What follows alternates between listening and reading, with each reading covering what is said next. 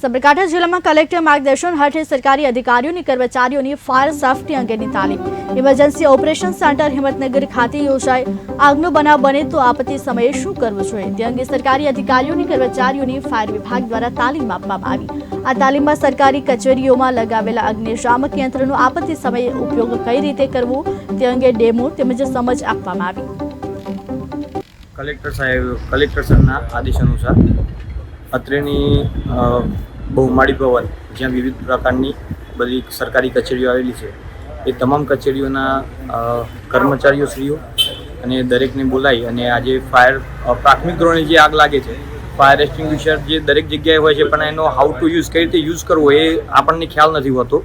એના કારણે નાની દુર્ઘટના છે એ મોટી દુર્ઘટનામાં પરિણમતી હોય છે। તો એ જગ્યાએ આજે અમે સરકારી કચેરીઓમાં તમામ સરકારી કચેરીઓમાં આ રીતનું એક ડ્રાઈવ ચલાવી રહ્યા છીએ કલેક્ટર સાહેબના આદેશ અનુસાર કે દરેક સરકારી કચેરીઓમાં જે ફાયર એક્સટિંગ્વિશર લગાવેલા છે એનો પ્રાથમિક ધોરણે કઈ રીતે ઉપયોગ કરવો તો એ અમે લાઈવ ડેમો સાથે દરેક કર્મચારીશ્રીઓને સમજાવેલું છે।